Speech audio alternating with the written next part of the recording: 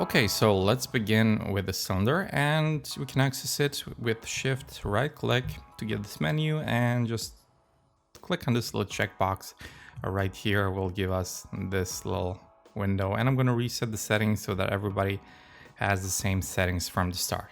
All right, so the value that we're interested here is this one, axis divisions, which are basically our vertical edges.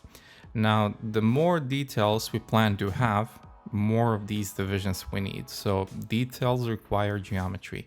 If we would set this, let's say to 20, and I'm gonna hit close and go to X-ray view, and let's increase and see how this would do. So I'm just gonna scale it to fit. So basically what we are searching is for an edge that goes along this line and an edge that goes along this line. So basically this detail is supported by edges. Same thing for this inner detail, it needs to be supported by edges.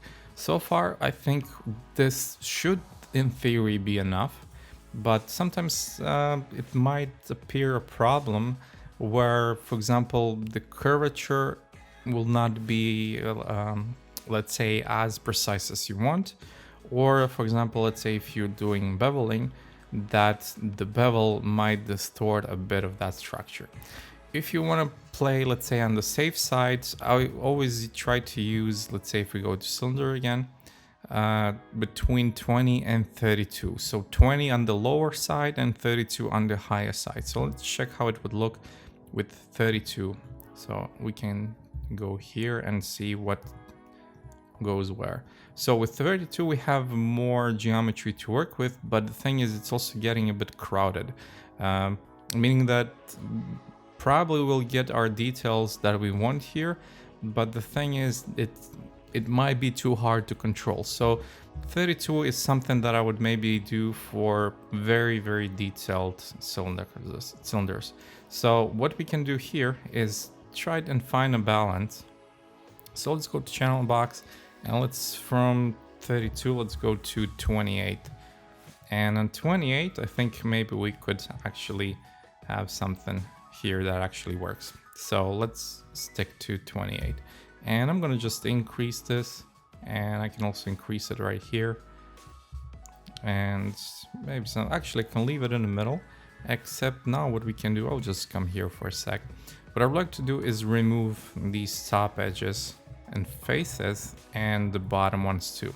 So one thing here important to remember is that we need to make sure that camera base selection is on, and we can also access it via shift control right click select camera base selection.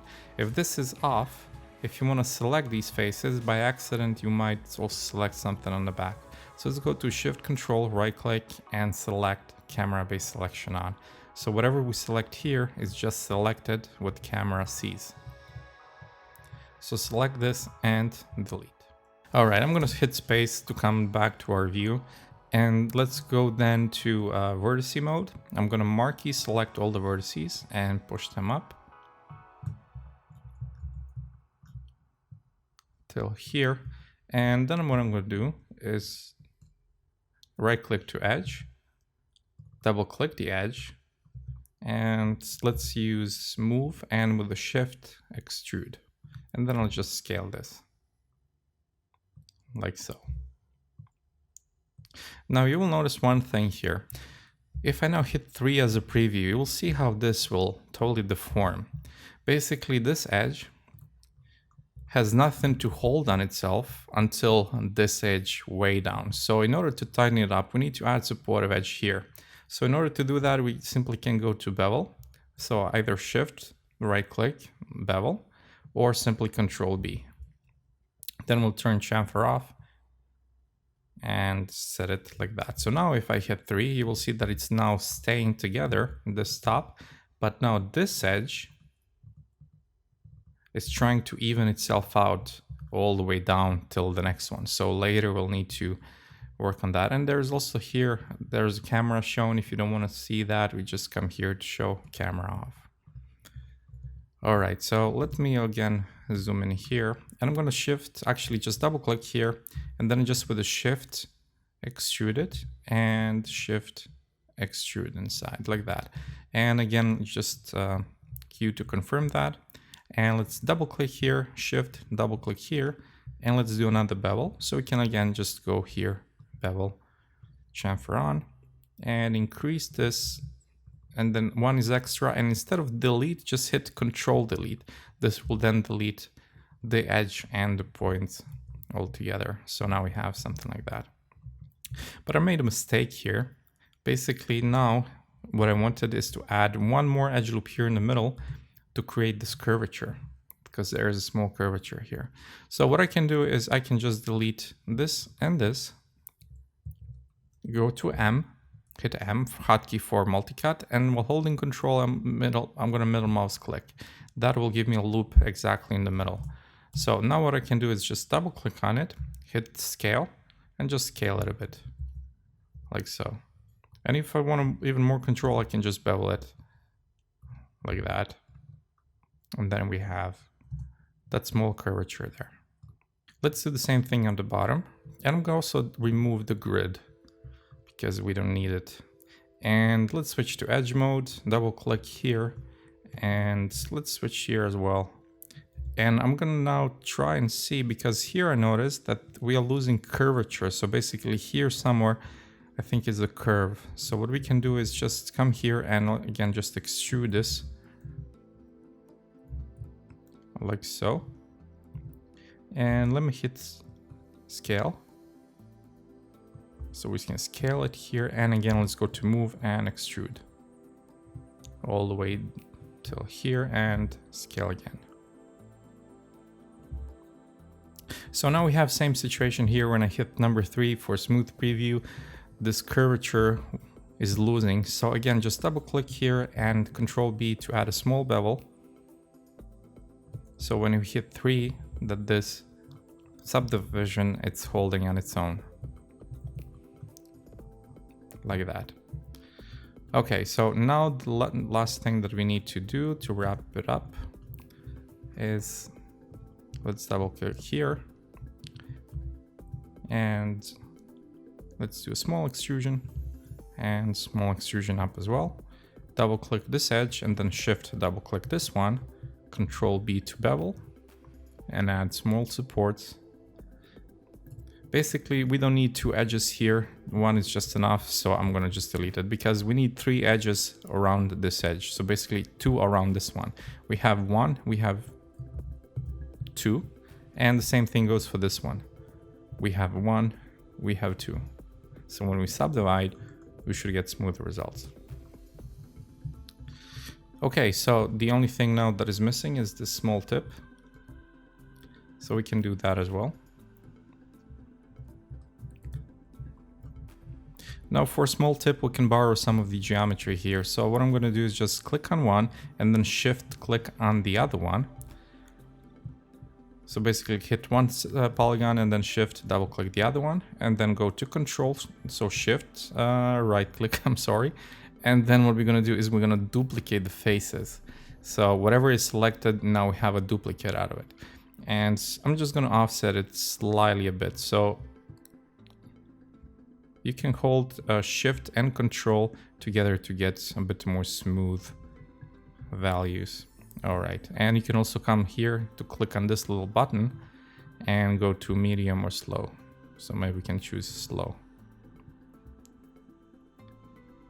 All right, and also what I can do now is just select from object mode this part, go to edge, select this edge, and then just extrude it outside, and then delete this part.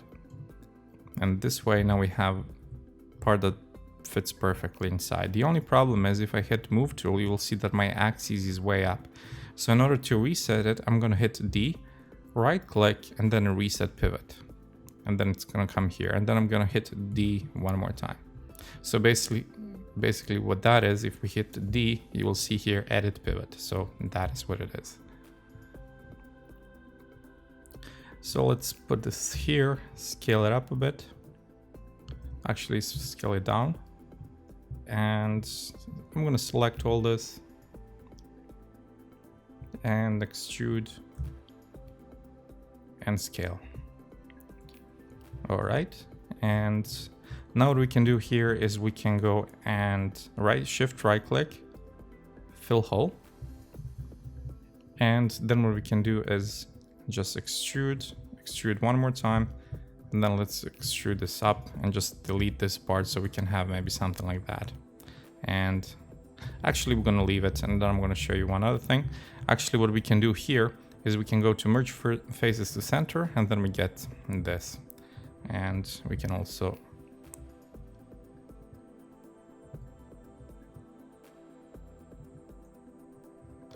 add a small bevel here and a small bevel here. All right, and there's one more thing that I would like to do before we continue on, is there is one cut here. So basically there is one transition in material. So let's use M for multi-cut, and let's add here one cut like that. And now for the rest of the object, what I would like to do is just even out the geometry a bit. So again, just with multi-cut, let's hold Control and middle mouse click, and then let's just even out the geometry a bit, like so.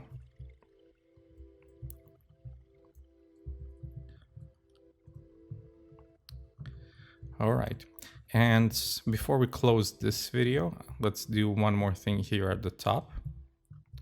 We're gonna do the same thing, just borrow a piece of the geometry. So click on one polygon, double click on the other, and then let's go to duplicate face and slightly local translate, hit Q to confirm.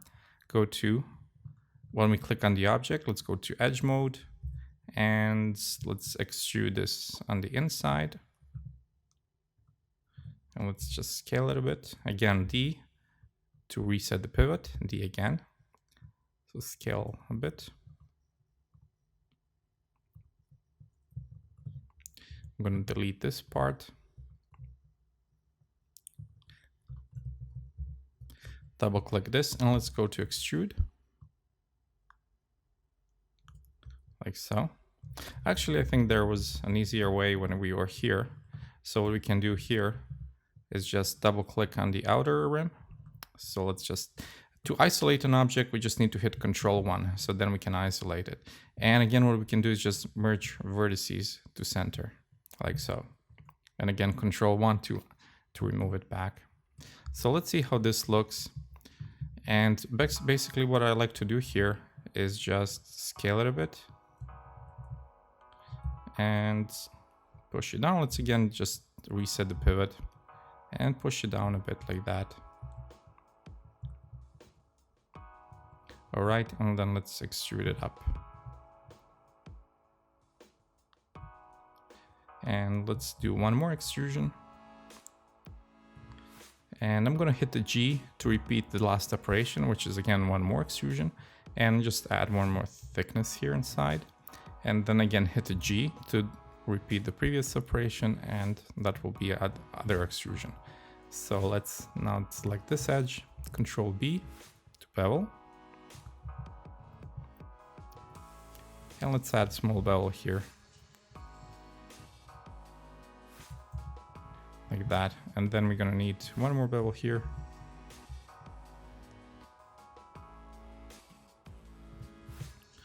Okay, and I would just like to see now how this performs. So we need support here. And we're missing support here. So basically just adding bevel and one is here extra so we can remove it.